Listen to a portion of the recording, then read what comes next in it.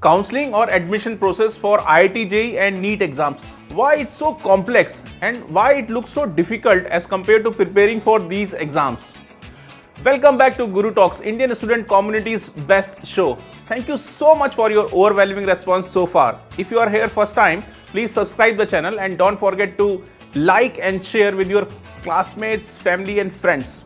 As you are aware that on Guru Talks, we speak with or meet with India's top guru, teacher and coaches, dietitian, counselor, on all those experts who are helping a student community to crack these difficult exams or make a right strategy to tackle these difficult exams smartly.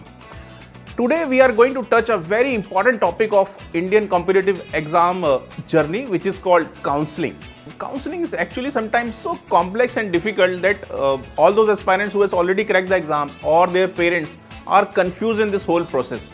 So to discuss about all these things, it's my immense pleasure to introduce to you one of the great talent, whose name is Mr. Naveen Pant. Mr. Naveen Pant is engineer by profession. He's a gold medalist from India's one of the premier management institute. He worked for world's top companies in the field of textile. He has 34 years of work experience. He traveled all the continents. He has many accolades and he earned several rewards. He's the most sought after man in the field of textile. Recently, he has been interviewed by Australian media and ABC Perth. But the flip side of Mr. Naveen Pant is that he's a philanthropist and he is helping a student community from last 8 to 9 years absolutely free. He himself called as a freelancer counselor. He's helping student fraternities from selecting the books, coaching institutes, which way to prepare for typical exams like IIT JEE and NEET. And most important that he knows the whole counseling process. He already helped several students to secure a good college across India. So without any ado, please welcome Mr. Naveen Pant and discuss about this complex topic of counseling. Hi Mr. Naveen, thank you so much for coming. I am looking for someone who is helping student fraternity to get a good college and how to start. There are many questions around. So thank you so much for coming in the show today. Thank you, Mr. Nagin, for inviting me to your prestigious show, Guru Talks.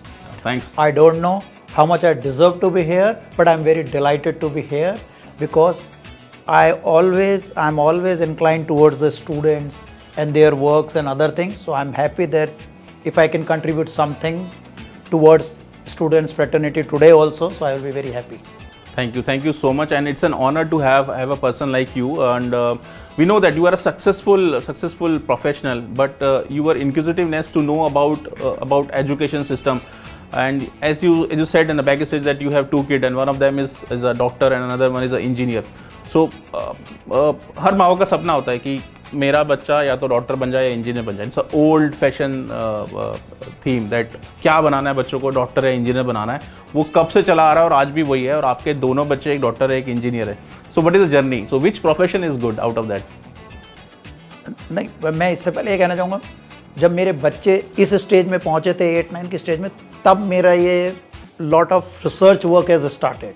You know, from that onwards only, I have taken lot of interest in what field to be chosen, which college, ये बच्चे कहाँ जाना चाहते हैं, तो उसकी research तब से चालू हो गई थी. तो अगर मैं ये बोलूँ कि डॉक्टर इंजीनियर नहीं, मैं बोलूँगा सारे प्रोफेशन आजकल इम्पॉर्टेंट है, डिपेंडिंग ऑन बच्चे का इंटरेस्ट कहाँ है, उसकी नॉलेज कैसी है, उसके घर के रिसोर्सेज कैसे हैं, ये उसकी चॉइस पे छोड़ देना चाहिए कि वो डॉक्टर बनना चाहता है, इंजीनियर बनना चाहता है, पायलट बनना चाहता है, एयर होस्टेस बनना चाहते हैं, या फिर वो एडवोकेट बनना चाहता है या शेफ बनना चाहता है. As long as he is earning in that profession and he is also contributing something towards the society, he is standing on his own feet, it's a very good profession. Okay, अगर doctor engineer नहीं भी बन रहा तब भी तो बच्चे जो बनना सारे चाहते प्रोफेशन हैं, आप अच्छे से बन सकते हैं. ऑप्शंस अवेलेबल हैं, आप कुछ भी बन सकते हैं. वाह. सो इंडिया, जैसे हम जानते हैं कि इंडिया में कोई भी कंपटीशन में आप बैठो, हर चीज़ के लिए तो कंपटीशन देना ही है, और वो बहुत डिफिकल्ट है क्योंकि सीट्स बहुत कम है और एस्पायरेंट बहुत ज़्यादा है. लेकिन अगर हम ये बोलें कि जर्नी कैसी है, कि स्टार्ट कैसे करनी है और कितने अटैम्प्ट्स देना चाहिए, कि ऐसा तो नहीं कि चलो मेरे को इंजीनियर बनना है और मैं अटैम्प्ट पे अटैम्प्ट दिए जा रहा हूँ और एज निकलती जा रही है. जैसे यूपीएससी में हम लोग जब तक एज अलाउ करते हैं तब तक लोग बोलते हैं कि देते रहिए, कोई दिक्कत नहीं है. IIT और JEE इंजीनियरिंग की बात करें या मेडिकल की बात करें तो how many attempts are required? My second question is that, and the first question is how to start, what is the right way? देखिए, ये दो जो एग्ज़ाम्स हैं, बाकी भी एग्ज़ाम टफ है, मैं ये नहीं कह रहा हूँ, बट जेई का एग्ज़ाम इंजीनियरिंग की एंट्रेंस के लिए अच्छे कॉलेजेस के लिए, और जो नीट का एग्ज़ाम है अच्छे कॉलेजेस के लिए, ये इंडिया के ही नहीं, ये वर्ल्ड के टफेस्ट एग्ज़ाम्स हैं। तो इनके लिए बहुत अच्छी प्रिपरेशन होनी चाहिए। हमारे जैसे पहले ज़माने में कहा जाता था ट्यूशन वो बच्चा लेता है जो वीक होता है, करेक्ट। और कोचिंग वो बच्चा लेता है जो बच्चा टैलेंटेड है, Correct. क्योंकि वो अच्छी तरह पढ़े, कोचिंग से वो बहुत अच्छा निकल के आ सकता है। सो दोनों में डिफरेंस है। तो कोचिंग आजकल बहुत ज़रूरी हो गई है, इंटीग्रल पार्ट हो गई है, क्योंकि स्कूल का एक लेवल है एजुकेशन देने का और उसका टफनेस का एक लेवल है। इसका completely I would say double the level है, चाहे वो नीट हो चाहे वो जेई हो। तो वो दुगना जो उसका टफ लेवल पढ़ना है वो कहाँ से आएगा? कौन पढ़ाएगा? घर में माँ बाप नहीं पढ़ा सकते, हाँ। कोई नहीं। तो आपके पास ऑप्शन क्या है? कोचिंग में जाओ, या किसी अपने जानकार जो बहुत अच्छा है उससे पढ़ लो, उसके अलावा कोई आपके पास ऑप्शन नहीं है। तो coaching is very important even for I would say a very intelligent student. Okay. क्योंकि अगर वो बहुत इंटेलिजेंट भी है तो वो बहुत अच्छा कर सकता है अगर उसको थोड़ी भी कोचिंग और गाइडेंस मिल जाए।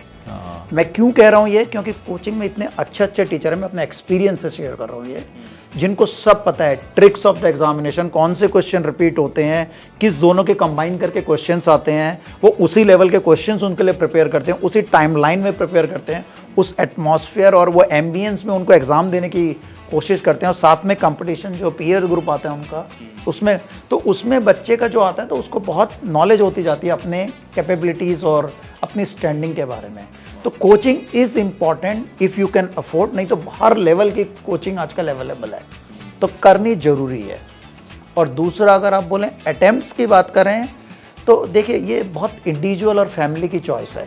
हाँ। मैं इसमें एज अ थंब रूल बताना चाहूँ, जो ट्रेंड है वो ये है कि इंजीनियरिंग में, जैसे सपोज जेई इंजीनियरिंग की बात करें, इंजीनियरिंग में 10 से 15 लाख बच्चे रोज हर साल एग्जाम देते हैं। करेक्ट। इंडिया में 15 लाख करीब सीट हैं। अगर बच्चा चाहे तो पहली बार में कहीं ना कहीं चले जाता है, बट बच्चे को अगर अच्छी जगह जाना है तो मैक्सिमम 1 साल वो ड्रॉप कर ले और एक ठीक सी सीट ले ले ठीक से कॉलेज में। तो 1 साल बहुत है इंजीनियरिंग के लिए, क्योंकि seats are enough and you will get seat somewhere, whether it is a state good college और is a central good college. But जब नीट की बात आती है तो वहाँ थोड़ा सा गेम चेंज हो जाता है। क्यों चेंज हो जाता है? क्योंकि नीट के जो एस्पायरेंट्स हैं वो हर साल 15 से 20 लाख तक हैं। ओके। और हमारे देश में सीट कितनी है? एमबीबीएस की सीट मैक्सिमम 1 लाख है हर साल, और 1 लाख में से भी 50,000 जो हैं वो 50-50 मान लीजिए, वो गवर्नमेंट की और प्राइवेट की हैं। And the difference between the cost of doing medical from a government college and from a private college is huge, worth crores. 1 crore I would say. Suppose you put it like this, 50 to 1 crore, 50 lakh to 1 crore का difference आ जाएगा। तो अगर एक बच्चा पहले साल में कोई मेडिकल की सीट नहीं निकाल पाता तो इट्स वर्थ, अगर उसको उसी लाइन में जाना है तो वो 1 साल और भी ट्राई कर सकता है, अगर बच्चा विलिंग हो। पेरेंट्स विलिंग नहीं होने चाहिए। हाँ। बच्चा विलिंग होना चाहिए। अगर बच्चा विलिंग है तो वो 1 साल और भी ड्रॉप करता है और वो निकल जाता है दूसरे ड्रॉप के बाद, तो वो पेरेंट्स से कम 1 करोड़ रुपए या 50 से 1 लाख करोड़ रुपए वहीं पे सेव कर देता है। ओके। तो maximum I would say 2 I think attempt NEET के लिए ट्राई किया जा सकता है, because of the number of seats availability and the competition involve. Okay, very interesting. So I love this. So this is a very straight answer. Okay, how many attempts are required, and the parents' approval is also required, and parents' support is also required with that. So now, second question is that you are also engineer, and you have done engineering in the year of 1985. You have just told 85 to 89. 85. So as a student that time, and as a parent now, what major changes you have seen, and how the things are changed? There is a क्या बोलते हैं उसको, जमीन आसमान का अंतर है हमारे ज़माने में और इस ज़माने में। 40 साल पहले ना कोचिंग सेंटर होते थे, हम पोस्टल कोचिंग से थोड़ा पढ़ते थे, वो टफ क्वेश्चन हमें पोस्टल से ही समझने पड़ते थे, और जो नंबर ऑफ़ कॉलेजेस थे वो बहुत लिमिटेड थे। सीट्स जैसे आज मेडिकल की सीट्स हैं, उस ज़माने में इंजीनियरिंग की सीट्स उतनी होती थी, तो उस समय भी निकलना उतना ही टफ था, तो वो बात अलग है। बट जैसे आपने पूछा कि उस समय जर्नी में, उस समय सब काउंसलिंग, अगर हम काउंसलिंग पे जैसे आज हम फोकस करें तो काउंसलिंग उस समय मैनुअल होती थी। जैसे मैं आपको एक एग्जांपल दूं, आपको हंसी आएगी सुनने में, जब मैं अपनी काउंसलिंग के दूसरे सिटी गया था, हाँ, तो वहाँ पे सिटी में मुझे कुछ नहीं पता, मैं अकेले चले गया था बिना किसी के साथ लिए, और मेरा रात को नंबर आया था 1:30 बजे।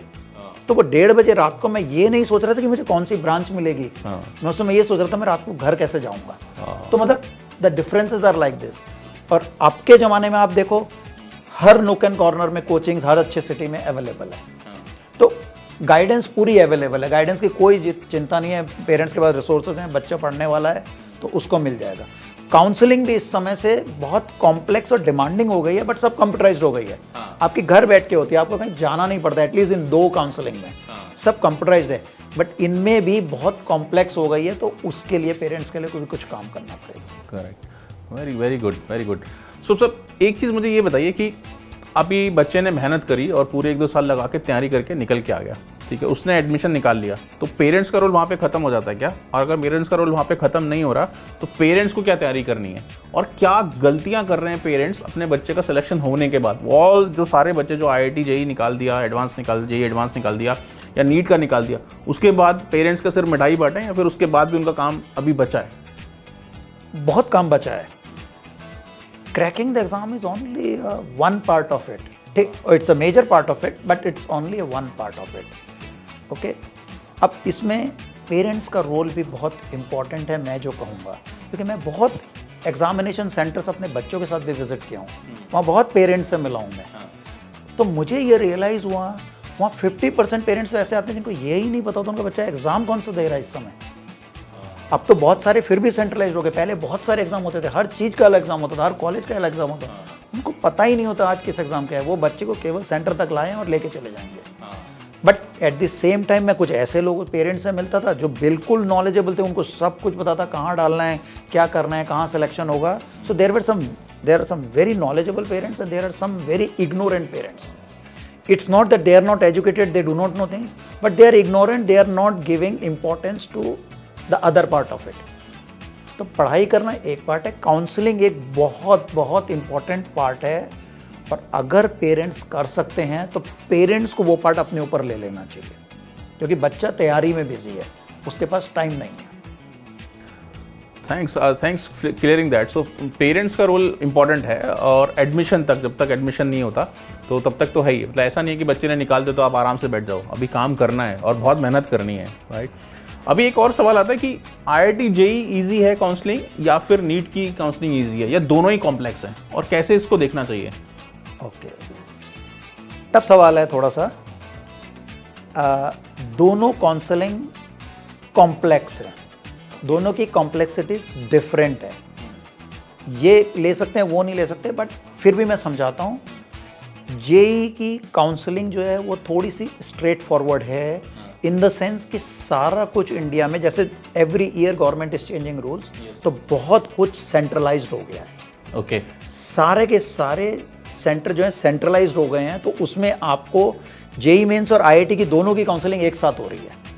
कुछ स्टेट कॉलेजेस की सेपरेट हो रही है, but luckily most of the state colleges की जो काउंसलिंग होती है वो हमेशा सेंट्रलाइज्ड के बाद होती है, तो बच्चे जनरली सेंट्रलाइज को प्रेफर करते हैं, फिर उसमें जाते हैं, तो उनके पास बहुत आराम से ऑप्शन रहता है, अगर यहाँ नहीं मिला तो मैं यहाँ स्टेट में अपना ट्राई कर लूँगा, मेरा रैंक अच्छा है, ठीक है। तो this is the counselling of engineering. इनकी कॉम्प्लेक्सिटीज़ में ये है कि इनकी बहुत सारी ब्रांचेज होती हैं और इनके बहुत सारे कॉलेजेस होते हैं। अगर मैं JEE की काउंसलिंग में जाऊं तो मेरे पास पता नहीं 400 कॉलेज, और हर कॉलेज में अगर 10 ब्रांच भी हैं तो 4000 ऑप्शन भरने हैं, उनकी सीक्वेंसिंग डिसाइड करनी है।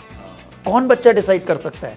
पेरेंट्स को गाइड करना पड़ेगा, पेरेंट्स नहीं है तो घर के किसी बड़े को जो एक्सपीरियंस है उसको, या उसने जर्नी की है उसको करना पड़ेगा, या अगर आपके पास रिसोर्सेज हैं और घर में कोई सपोर्ट नहीं है तो आपको किसी कंसल्टेंट को हायर करना पड़ेगा। मतलब कुछ ना कुछ हेल्प चाहिए ना, अदरवाइज वो 4000 कॉलेज फिल करना आसान काम नहीं है, उसमें 2-2 दिन लग जाते हैं, 3-3 दिन लग जाते हैं पूरा दिन बैठ के भरने में, कि सीक्वेंसिंग गलत ना हो जाए। और हर बच्चा टॉप रैंक आता नहीं है, हर बच्चा टॉप रैंक आता नहीं है। फिर दूसरा केस जैसे, तो इसकी कॉम्प्लेक्सिटीज़ यहाँ पे आती है, करेक्ट। और दूसरे की कॉम्प्लेक्सिटी क्या आती है? नीट की थोड़ी सी कॉम्प्लेक्स इसलिए क्योंकि नीट की काउंसलिंग में बहुत सारी चीज़ें हैं, जैसे स्टेट की काउंसलिंग अलग हो रही है और सेंट्रल की अलग हो रही है, और आप ये दोनों, जैसे इन केस ऑफ इंजीनियरिंग अगर आपने गवर्नमेंट की भी सीट रोकी हुई है, इसकी भी रोकी हुई है, कोई रूल नहीं है उसमें, बट नीट की काउंसलिंग में रूल्स हैं। अगर आपने गवर्नमेंट की सीट मिल गई तो आप सेंट्रल की काउंसलिंग में नहीं आ सकते। Oh okay, these are the differences. और दूसरा क्या है, एक ही 1000 सीट है, 1,00,000 सीट हैं जैसे अगर मेडिकल में 50,000 अगर सरकारी हैं तो सरकारी में से भी 15% ऑल इंडिया कोटे की सीट्स आपको मिलेंगी, which is around 5,000 only. Correct. और सबसे आसान चीज़ अगर नीट की काउंसलिंग में क्या है कि इसमें केवल MBBS मिलना है आपको। हाँ। जहाँ से भी जाओ, आपको ब्रांच का इशू नहीं है, ब्रांच का इशू नहीं। कॉलेज ठीक है, आप चले जाइए। इसकी कॉम्प्लेक्सिटीज में यह आएगा, अगर कॉलेज किसी जोग्राफिकल लोकेशन में है जहाँ की लैंग्वेज आप नहीं जानते, तो वहाँ का पेशेंट आपके लिए अपनी लैंग्वेज नहीं चेंज करेगा। तो प्रेफर कीजिए, आपको अगर 4 कॉलेज एक जैसे मिल रहे तो आप उस जगह जाइए जहाँ लैंग्वेज बैरियर ना आए आपको पेशेंट देखने में। Very right. नहीं तो आपकी नॉलेज नहीं आ पाएगी, पेशेंट देखने से ही नॉलेज आएगी आपको, मेडिकल नॉलेज। तो ये सब चीज़ें, इनकी various complexities are involve. Medical में एक और कॉम्प्लेक्सिटीज़ है बॉन्ड।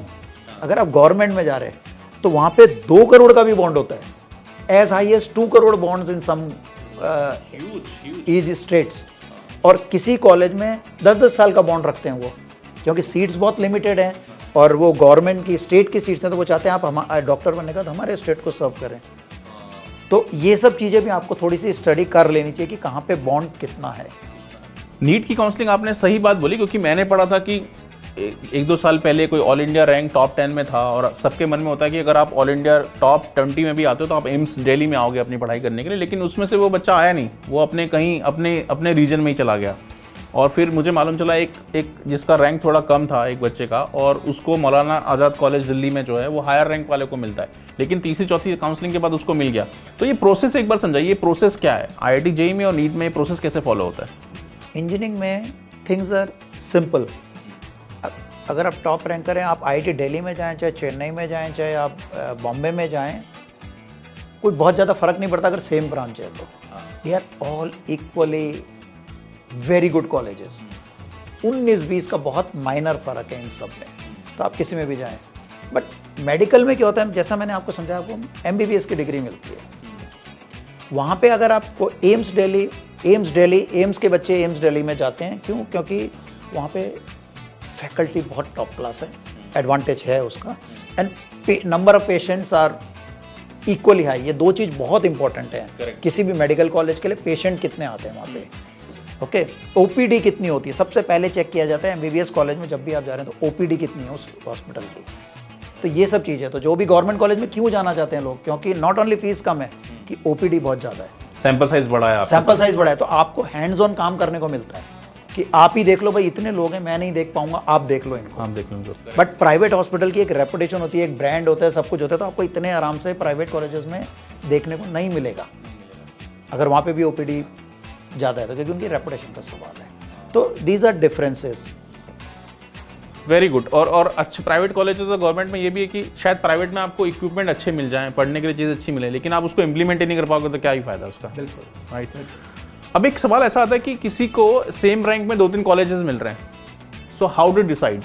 तो अगर आपको IIT दिल्ली भी मिल रहा है, मुंबई भी मिल रहा है, तो कैसे डिसाइड करना है? अपने घर के पास वाले में चले जाएं या फिर? हाँ, बट ये बच्चे पे भी डिपेंड करता है कि बच्चा अगर बहुत ही आउटगोइंग नहीं है और वो पहली बार घर से बाहर जा रहा है और पेरेंट्स को लगता है कि ये बहुत कंजर्वेटिव बच्चा है, तो उसको बहुत दूर ना भेजें फिर, क्योंकि IIT दिल्ली भी उतना ही गुड है जितना मुंबई गुड है। ठीक है, तो आप उसको कोशिश कर सकते हैं अपने नियर बाय रख ले कि वो हर हफ्ते आ सके with in near by city में, और अगर आपके रिसोर्सेज बहुत हैं तो आप उसको कभी भी फ्लाई कर सकते हैं। तो ये कोशिश करनी चाहिए कि फिर बाकी फैक्टर्स काम पे आएंगे। कॉलेज में कोई कमी नहीं है किसी में भी, बट बाकी फैक्टर्स आएंगे। अगर आपको 2 जगह सेम मिली तो बच्चे का फिर नेचर और वो सब चीज़ें फिर बीच में आ जाएंगी, जिससे कि बच्चे को एक मॉरल सपोर्ट रहे वहाँ पे जाने का। क्योंकि हम बहुत सारे केसेस सुनते रहते हैं इधर उधर, वो मॉरल सपोर्ट के कारण है, वो दूर चले गए हैं और कोई भी डिफिकल्टी आए तो there is nobody to lean upon, कोई अपने प्रॉब्लम को शेयर करने के लिए। तो ये थोड़ा सा बच्चे के ऊपर भी डिपेंड करता है कि बच्चा किस नेचर का है, बच्चा कितना आउटगोइंग है। हाँ, अगर आपको सेम रैंक मिल रही है, सेम रैंक मिले, दोनों रैंक की जगह दूर same मिल रही है, तो हाँ। फिर आप दूर जाने में भी कोई दिक्कत नहीं। अब मैं तो ये भी सजेस्ट करूंगा कि अगर आपको दिल्ली में ही, अगर आप रहते हैं, आपको दिल्ली में ही रैंक मिल रही है, सपोज दिल्ली में IIT दिल्ली मिल रहा है, तो आप उसको हॉस्टल में रखिए, घर में मत रखिए। थोड़ा आउटगोइंग होएगा वो, उस वजह से वो कंजर्वेटिव कम होगा, उसको ये भी पता है जब भी प्रॉब्लम होगी सैटरडे संडे को घर चले जाऊंगा। तो डिपेंड करता है बच्चे के नेचर पे और बहुत सारे फैक्टर्स पे। तो sir, thank you so much for updating till now. एक प्रॉब्लम मुझे अभी समझ में आती है कि जो काउंसलिंग कॉम्प्लेक्स है, ठीक है, ये सबको मालूम चल गया, अभी आपकी बातों से भी लग रहा है काउंसलिंग में डिफिकल्टी आती है। जो काउंसलिंग की डिफिकल्टी है वो top ranker versus middle ranker और लोअर रैंकर के बीच में कितनी कॉम्प्लेक्स है?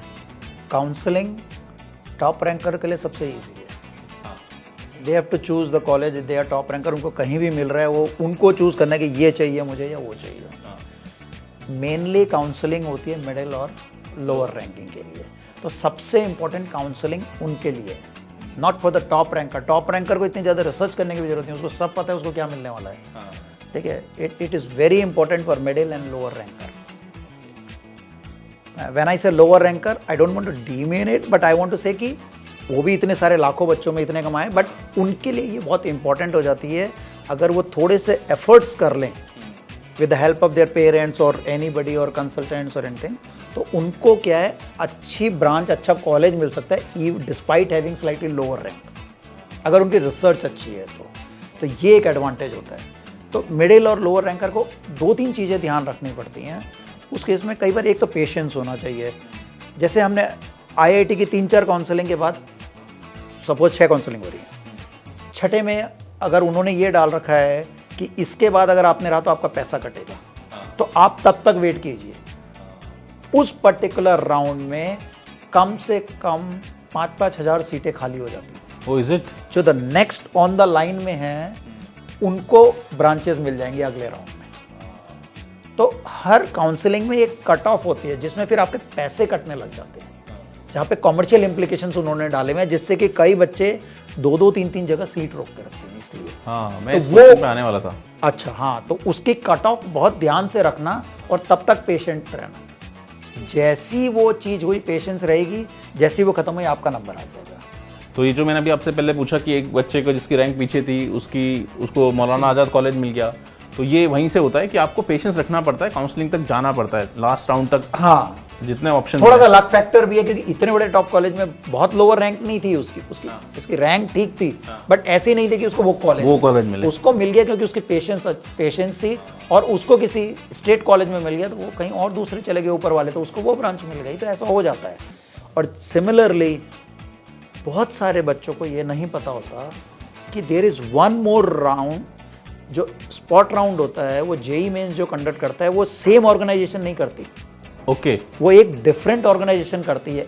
CSAB एक ऑर्गेनाइजेशन होती है, वो कंडक्ट करती है जो स्पॉट राउंड होता है। बहुत बच्चों को नहीं पता होता, और उसमें हजारों सीट्स आती हैं जो लास्ट में वैकेंट रह जाती हैं। आपको अगर पेशेंस और कहीं नहीं मिला तो उस राउंड में जरूर जाइए, आपको कोई अच्छा कॉलेज या अच्छी सीट मिलने का चांस बहुत बढ़ जाता है, क्योंकि बहुत सीट्स खाली होती हैं, क्योंकि एट द सेम टाइम बच्चे अपनी सीटों को डिसीजन ले लेते हैं तब। तो ये एक बहुत बड़ी मतलब इंपॉर्टेंट चीज़ है जो बहुत लोग मिस कर जाते हैं। वो सोचते काउंसलिंग खत्म हुई, इसमें यही थी, बट उसका राउंड एक अलग जगह से होता है। Okay, okay, very well. ये तो बहुत इन्फॉर्मेटिव हो रहा है ये एपिसोड। मुझे लगता है कि ये तो कई लोगों को मालूम ही नहीं, मतलब मैंने भी इतना पढ़ा था लेकिन इतनी चीज़ें तो मुझे भी नहीं मालूम थी। हालांकि मैंने वो जर्नी ट्रैवल नहीं करी, लेकिन फिर भी आपने वो जर्नी ट्रैवल करी तो आप बता पा रहे हो। एक कंसेप्ट मेरे को अक्सर समझ में आता है कि ब्लॉकिंग सीट्स, जो आपने अभी बोली कि ये सीट छोड़नी है, वो सीट छोड़नी है। अच्छा, ब्लॉकिंग सीट्स में कितना पैसा लगाना पड़ता है? क्योंकि हर एक के बस की बात तो है नहीं कि लाइक कोई अच्छा वेल ऑफ फैमिली से तो वो तो ब्लॉक कर ले हर जगह सीट, और वो पैसा चला जाता है कि वापस मिल जाता है, और क्या सही स्ट्रेटेजी है उसकी, जो कर सकता है उसे कैसे करना चाहिए? ओके, इसीलिए मुझे आपका शो इम्पॉर्टेंट लगा कि आप काउंसलिंग पे ध्यान दे रहे हैं। लोग काउंसलिंग पे बिल्कुल ध्यान नहीं देते अपने बच्चों की। वो सोचते बच्चा कर रहा निकल जाएगा तो फिर हम उसको एडमिशन करा के आ जाएंगे, हम फीस दे देंगे, बस। यही होता है। It is not the process is very long. अगर आपका बच्चा कोई पर्टिकुलर ब्रांच चाहता है, इंटेलिजेंट है, उसकी एक में अच्छी रैंक आई, एक में नहीं आई, suppose you want to cover both private and this colleges, क्या कहते हैं, गवर्नमेंट कॉलेजेस इन इंजीनियरिंग, उस केस में प्राइवेट इंजीनियरिंग कॉलेजेस बहुत स्मार्ट है, वो अपनी काउंसलिंग पहले ही कर लेते हैं। हाँ, कि बच्चे हमारे पास आ जाएं पहले, और आपकी ये काउंसलिंग बाद में स्टार्ट हो गई, है ना। आपको गारंटी नहीं है कि आपके बच्चे की रैंक ऐसी कि उसको उसके डिजायर्ड ब्रांच मिलेगी या नहीं मिलेगी, उसको सेंट्रल वाली यूनिवर्सिटीज़ जो अच्छे कॉलेज उसमें मिलेगी कि नहीं मिलेगी, आपको पता नहीं है। आप ड्रॉप नहीं करना चाहते, अब आप फंस गए, अब क्या करोगे? तो आपके पास अगर पैसा है तो आप प्राइवेट कॉलेज, ये कई प्राइवेट कॉलेजेस भी बहुत अच्छे हैं, और कंप्यूटर तो कहीं से भी करो, आपको जॉब मिल ही जाएगा 2-4 साल में, आप बहुत अच्छे। तो आप अपनी सीट ब्लॉक करना चाहते हो, लोग वहाँ पे ब्लॉक करके रखते हैं, और उनके एक रूल्स होते हैं, वो रूल्स बहुत अच्छी तरह पढ़ना कि कितनी तारीख तक कितना पैसा कटेगा। आप उतना अफोर्ड कर सकते हो तो आप उस सीट को ब्लॉक करते हो, which is not a good strategy. मतलब in general, in you know, for the betterment of the society it's not a good thing. पैसे वाला खेल रहा है, क्योंकि यूनिफॉर्मिटी नहीं है. This is the trend. This is the trend कि भाई अगर उसने प्राइवेट की कई सीटें 2 रोक के रखी हुई है क्योंकि उसकी गवर्नमेंट की सीट का पता नहीं है, तो वो पैसे कटते हैं. बट जो बाकी बच्चे हैं जो जैसे लाखों में नहीं अफोर्ड कर सकते, वो जैसे स्टेट की सीट लेते हैं और गवर्नमेंट की जो सेंट्रलाइज सीट लेते हैं, इनमें फीस कम होती है, इनमें भी वो 50, 60, 70 हज़ार. इसीलिए गवर्नमेंट ने ये रूल लगाए कि पूरे पैसे कट जाएंगे. जैसे इतने तारीख तक अगर आपने नहीं छोड़ी और आप अगले साल फिर एग्जाम भी नहीं दे पाओगे, इसका इस सीट नहीं ले सकते आप, ऐसी चीज़ें कई रेस्ट्रिक्शंस लगाए गए हैं. अच्छा, जिससे कि लोग ब्लॉक ना करें सीटों को. तो आप एग्जाम भी नहीं दे सकते, वो पेनल्टी जैसा भी है एक. पेनल्टी जैसा. ओह अच्छा, तो इंटरेस्टिंग है. हर जगह पे नहीं, कई जगह पे ये पेनल्टी. अगर आपने सीट ली और आपने नहीं ज्वाइन किया तो आप वहाँ अगले साल दे भी नहीं सकते, आप उस कॉलेज में फिर सीट नहीं ले सकते उस जगह पे. तो ये सब चीज़ें बहुत ध्यान से स्टडी करनी पड़ेगी, क्योंकि इतने बड़े बड़े उनके कैटलॉग्स होते हैं, वो पढ़ने में टाइम लगता है, उसमें ये सब रूल्स लिखे रहते हैं. तो पेरेंट्स की एक ड्यूटी है कि ये सब चीज़ें पढ़ें. सो इतने बड़े बड़े जो कैटलॉग्स होते हैं वो सब किसी को पढ़ना पड़ेगा, उसमें सब रूल्स लिखे होते हैं. ऐसा ना हो आप कोई रूल्स मिस कर जाएं और उससे बच्चे का नुकसान हो जाए बाद में, या आपके पैसे का नुकसान हो जाए जो आपने लगा रखा है. तो इसलिए बहुत ध्यान रखना पड़ेगा. हर डेट आपको ध्यान रहनी पड़ेगी कि इसकी डेट में यहाँ ख़त्म हो जाएगा तो यहाँ पैसे कटने शुरू हो जाएंगे, उससे पहले हमें सरेंडर करना है, या जो भी चीज़ें आपको बहुत ध्यान रखनी पड़ेंगी. कौन सी डेट कॉन्साइड्स कर रही हैं किसके साथ, तो आपके पास रिकॉर्ड होने चाहिए सब चीज़ों के. और जैसे आप गवर्नमेंट का करते हैं वहाँ पे कम पैसे लगते हैं क्योंकि कॉलेज की फ़ीस कम होती है उस हिसाब से, बट उतने पैसे भी आपके पास होने चाहिए. तो पेरेंट्स का एक काम और भी काउंसलिंग में इंपॉर्टेंट है कि जब बच्चा जा रहा है वो कितनी जगह अप्लाई करेगा, उस हिसाब से हमारे पास पैसे होने चाहिए. उनको रखना पड़ेगा फंड्स को, कि वो पैसे कई बार 3-3 महीने लग जाते हैं वापस मिलने में, कि पूरी काउंसलिंग खत्म होगी, जब पूरी खत्म हो जाएगी तब आपको मिलेंगे अगर आप एलिजिबल हैं, जो भी कट के मिलेंगे.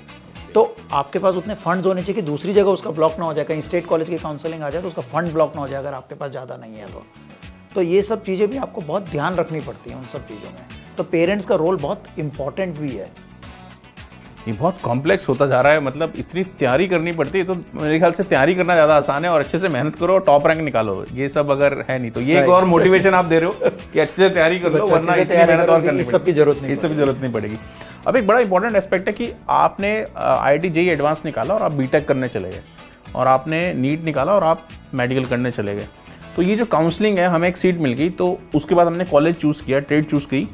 उसका PG लेवल जब आप आगे हायर एजुकेशन के लिए जाते हैं, क्योंकि एजुकेशन वहाँ तो रुकती नहीं है, MBBS करोगे तो MD ज़रूर करोगे, तो उसका क्या सिग्निफिकेंस है उस वक्त जब कॉलेज ढूंढ रहे हैं दोनों जगह? बहुत अच्छा क्वेश्चन है ये, क्योंकि जब हम एग्ज़ाम में निकलते हैं तो हम केवल यही ध्यान दे रहे थे मुझे ये ब्रांच इस कॉलेज में मिल जाए, बस काम खत्म. हम इतनी दूर का सोच ही नहीं पाते. इतनी दूर का बहुत लोग नहीं सोच पाते.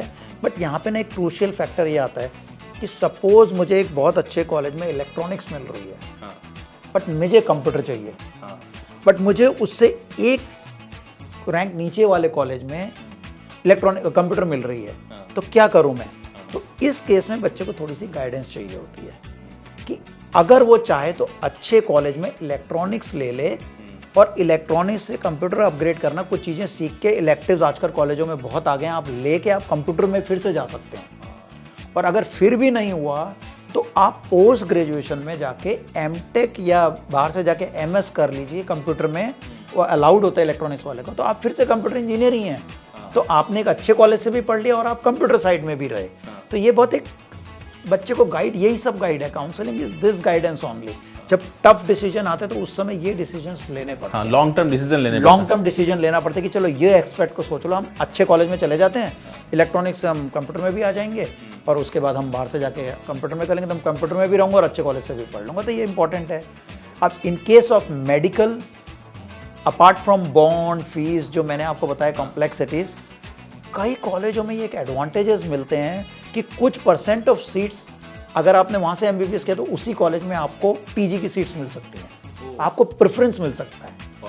तो ये स्टडी करोगे, जैसे आपको 2 अच्छे कॉलेज में एडमिशन मिल रहा है, तो आपने जैसे पूछा भी था पहले, तो उसमें ये एक एस्पेक्ट आ जाता है कि अगर मुझे दोनों अच्छे कॉलेज से मिल रहा है तो I would prefer to go to a college जहाँ पे PG की सीट मुझे प्रेफरेंस मिल सकती है, being a that college student, उस कॉलेज के लोगों को मिलेगी. क्यों? क्योंकि आपको ये ध्यान रखना है कि जब आप PG का एग्जाम दोगे तो सारे डॉक्टर्स से कम्पीट कर रहे हो, कोई कॉमन बंदे से नहीं कर रहे हो. करेक्ट. तो 2 लाख बच्चे अगर उसमें बैठ रहे हैं तो वो 2 लाख के 2 लाख डॉक्टर्स हैं. और सीट 40,000 ही है इंडिया में। और एमडी के बिना कुछ है ही नहीं, एमडी तो करनी ही पड़ेगी क्योंकि स्पेशलाइजेशन तो कमिटमेंट सबका बराबर है। सबका बराबर है। तो आप उस कॉलेज में चले जाइए सीट लेने के लिए। Suppose there is another case I would tell you, आपको एमबीबीएस की सीट कहीं भी इंडिया में मिल रही है, किसी गवर्नमेंट के कॉलेज में, आप 15% कोटा में आगे किसी, तो मेरा सजेशन ये रहेगा कि आप ऐसे स्टेट की सीट को उठाएं। अगर आपको घर से बाहर जाना ही पड़ गया तो ऐसे स्टेट की सीट उठाएं जिस स्टेट में एमबीबीएस और एमबीबीएस करने के बाद पीजी की सीट्स बहुत ज़्यादा हों। क्योंकि आपने अगर एमबीबीएस वहाँ से किया है तो वो आप वहाँ के पीजी की सीट्स के लिए वो होंगे एलिजिबल होंगे, कुछ रिजल्ट हो जाएगा आपके लिए। Chances of getting that state seats are much higher. तो आपके लिए एक एडवांटेज है। अगर आप एक छोटे से स्टेट में चले जाओ जहाँ पे 2 ही 3 मेडिकल कॉलेज है तो आपके गवर्नमेंट में मेडिकल सीट्स मिलने के लिए आपके लिए चांसेस थोड़े टफ हो जाते हैं। तो जैसे कर्नाटक में सीट्स बहुत ज़्यादा हैं, जैसे महाराष्ट्र में बहुत ज़्यादा हैं, तो हमें ऐसे चॉइसेस भी करनी पड़ती है जो कि कोई नहीं सोचता जब एमबीबीएस में एडमिशन ले रहा होता है।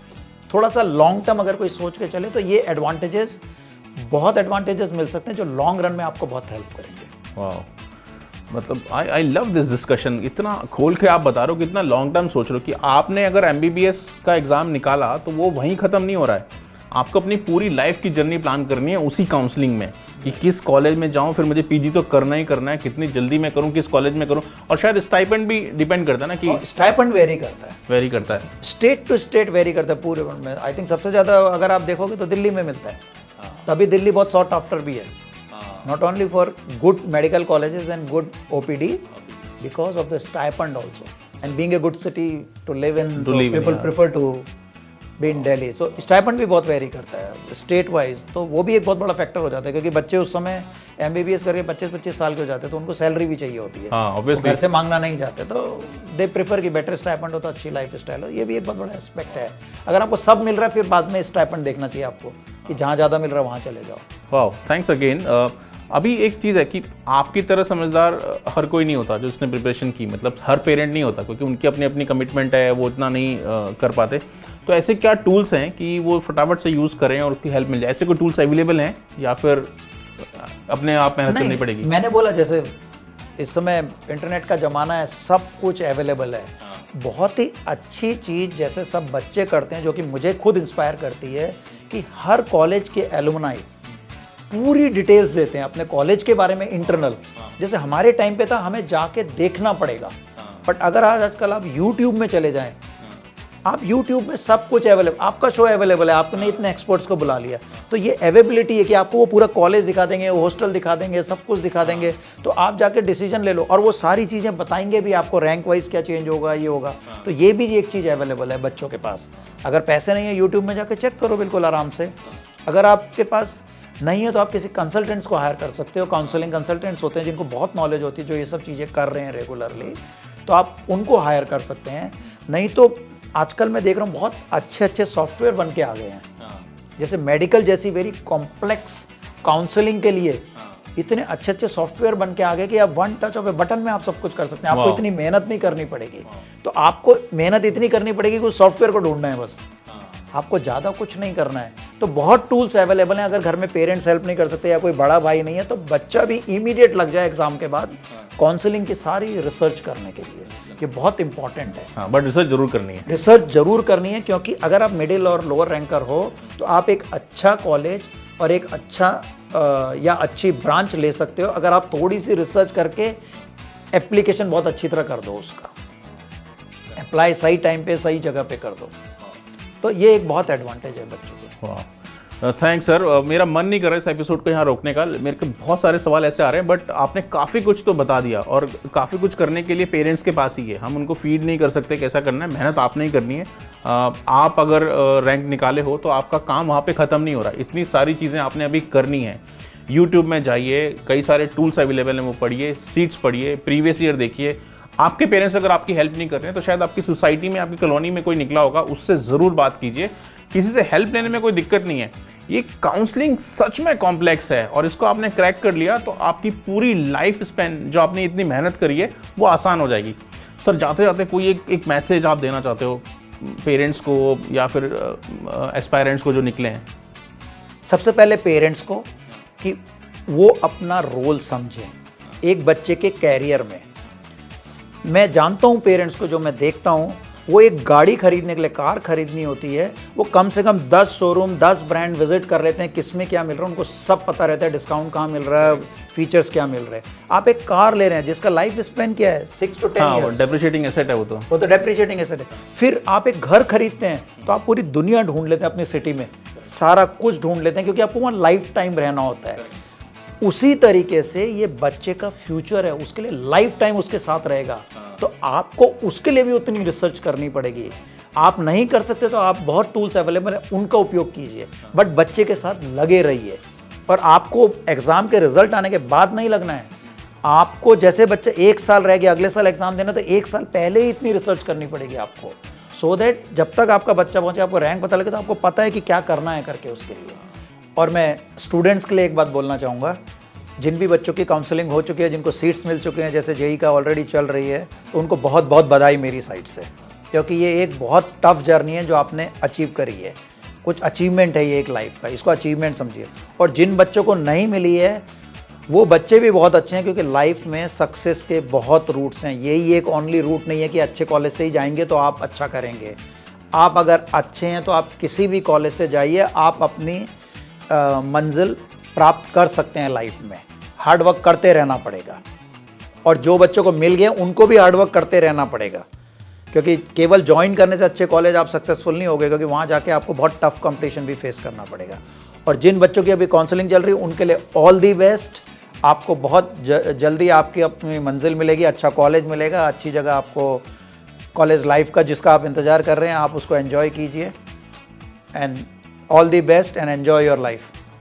Thank you Naveen sir, thank you so much. आपने इतनी काउंसलिंग जैसी कॉम्प्लेक्स सब्जेक्ट को इतना आसानी से बता दिया और इतनी सारी तैयारी करने के लिए हमें होमवर्क दे दिया। तो जितने भी सारे पेरेंट्स या जो सक्सेसफुल एस्पायरेंट है उसको सुन रहे हो, तो ये सारी जो टिप्स और ट्रिक्स नवीन सर ने अभी दी है उसको यूज़ करना, और काउंसलिंग में मार नहीं खाना। आपने मेहनत कर ली और अच्छा कॉलेज लेके आगे निकलिए, ये हमारी आप लोगों के लिए शुभकामनाएं हैं। सर, हम अपने शो में एक अच्छे गुरु टीचर्स को बुलाते हैं और उनसे बात करते हैं, और हम पाते हैं कि हाँ, ये लोग जो ना ट्रांसफॉर्मेशन ला रहे हैं सोसाइटी में, ये वो टीचर हैं जो ट्रांसफॉर्मेशन ला रहे हैं, ये कुछ तो अपलिफ्ट कर रहे हैं। तो आप भी वैसा ही काम कर रहे हो। तो हम अपने सारे गेस्ट को एक ऐसा एक टॉप गुरु आकलंस टॉप गुरु वेरीफाइड गुरु का एक सर्टिफिकेट देते हैं। तो ये सर्टिफिकेट आपके लिए सर, यू आर आकलंस top guru as a counsellor for typical counselling system in India. Thank you very much. Thank you, thanks sir. So ये है नवीन सर, जिन्होंने इतनी आसानी से इंडिया के मोस्ट डिफिकल्ट एग्जाम को क्रैक करने के लिए जो दिक्कतें आती हैं उनके बारे में बात की। आपके भी अगर और सवाल हो तो कमेंट सेक्शन में ज़रूर बताइएगा, हम कोशिश करेंगे कि आप तक उनके जवाब लेके आ सकें। इस एपिसोड में इतना ही। अगले एपिसोड में हम फिर मिलेंगे किसी शहर के एक नए एक्सपर्ट के साथ, जो इंडिया के डिफिकल्ट एग्जाम को क्रैक करने के लिए आपको सारी टिप्स एंड ट्रिक्स दे रहे हैं। तब तक के लिए बाय बाय।